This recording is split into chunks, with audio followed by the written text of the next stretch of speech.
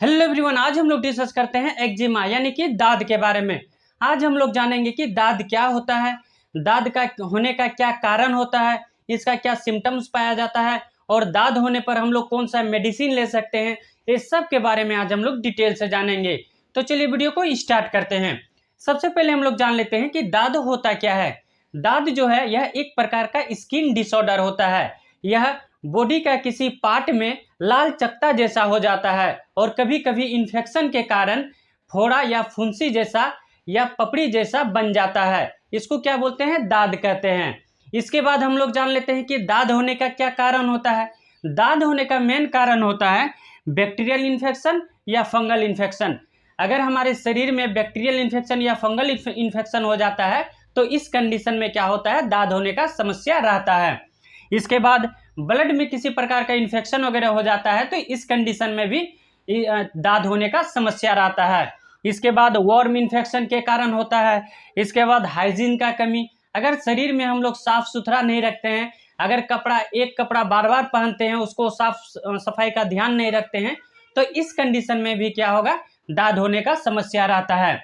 इसके बाद एलर्जी के कारण, अगर एलर्जी का समस्या हो रहा है तो उस कंडीशन में भी दाद होने का समस्या रहता है। इसके बाद अधिक मात्रा में हम लोग कोई केमिकल सामान ले रहे हैं या कॉस्मेटिक सामान यूज कर रहे हैं, जैसे कि क्रीम वगैरह हो जाता है। इसके बाद अदर कोई ड्रग्स यूज कर रहे हैं तो इस कंडीशन में भी क्या होता है? दाद होने का समस्या रहता है। इसके बाद हम लोग जान लेते हैं कि दाद होने पर क्या क्या लक्षण होता है, क्या सिम्टम्स पाया जाता है। सबसे पहला सिम्टम्स होता है कि रेड रेसेस हो जाता है।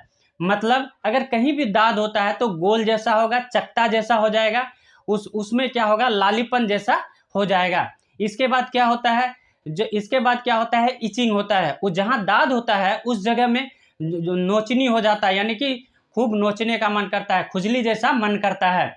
इसके बाद क्या होता है? इफेक्ट एरिया में क्या होता है? इन्फ्लामेड हो जाता है, सूजन का स्थिति हो जाता है, जिसके कारण उसमें पानी जैसा निकलने लगता है, पपड़ी बन जाता है। ये सब समस्या, ये सब लक्षण दाद में होता है। इसके बाद हम लोग जान लेते हैं इसमें कौन सा मेडिसिन हम लोग ले सकते हैं। इसके बाद हम लोग जान लेते हैं दाद के ट्रीटमेंट के बारे में, यानी कि दाद होने पर हम लोग कौन कौन सा मेडिसिन लेते हैं, इसके बाद कौन सा ऑइंटमेंट लेंगे, इसके बारे में बात करते हैं। सबसे पहले हम लोग लेंगे फ्लुकनाजोल टेबलेट ले सकते हैं। यह टेबलेट फॉर्म में आता है। यह 150 mg में आता है, 200 mg में आता है और 400 mg में आता है। इसको लेना किस तरह है? इसको लेना है हम लोग हफ्ता में इसको एक बार लेते हैं। इसके बाद कंडीशन के अकॉर्डिंग, पेशेंट का कंडीशन के अकॉर्डिंग इसका पावर को जो है घटाया बढ़ाया जा सकता है। 150 mg में भी चलता है, 200 भी पावर का भी चलता है और 400 पावर भी दे सकते हैं। कंडीशन के अकॉर्डिंग इसका डोज का डिसाइड करते हैं। इसके बाद हम लोग जान लेते हैं, इसके बाद जो है एट्रेक्स 25 mg, यानी कि इसका कंपोजिशन हो जाता है हाइड्रो ऑक्सीजन HCl 25 mg इसका पावर रहता है। यह क्या काम करता है? जैसे किसी को दाद वगैरह हो जाता है, इचिंग का समस्या होता है, खुजली जैसा होने लगता है तो उसको आराम करता है। तो इसको हम लोग किस तरह लेंगे? एक टेबलेट करके सुबह शाम, यानी कि BD लेंगे, यानी कि एक टेबलेट सुबह एक टेबलेट शाम में। इसके बाद अगर एट्रेक्स लेते हैं या एट्रेक्स या सिट्रीजिन और एट्रेक्स का लगभग काम एक ही रहता है। यह क्या रहता है? जैसे इचिंग, खुजलीपन, एलर्जी का समस्या, इसको जो है आराम करता है। इसको हम लोग किस तरह लेना है? सिट्रीजिन को, इसको हम लोग सुबह शाम करके ले सकते हैं। इसका कंपोजिशन क्या होता है? सिट्रीजिन। ठीक है। इसके बाद तीसरा मेडिसिन गेरसोवेन FP आता है। इसको हम लोग किस तरह डोज लेंगे? इसका डोज जो है हम लोग सुबह शाम ले सकते हैं। इसको कितना दिन लेना है? 21 डेज तक, यानी कि 21 दिन तक हमको इस टेबलेट को लेना है। इसका कंपोजिशन क्या आता है? गिरोसोफोल्विन, यह 250 mg में आता है। ठीक है। इसके बाद हम लोग बात कर लेते हैं, अगर दाद का समस्या है, अगर घाव जैसा स्थिति बन रहा है तो उस कंडीशन में हम लोग कौन सा एंटीबायोटिक लेंगे जो स्किन डिजीज के लिए अच्छा काम करता हो। दाद में जो है एरिथ्रोमाइसिन अच्छा काम करता है। इरिथ्रोमाइसिन 500 mg, यानी कि इसका कंपोजिशन क्या होता है? इसका ब्रांड नेम क्या आता है? इलेक्ट्रोसिन DS।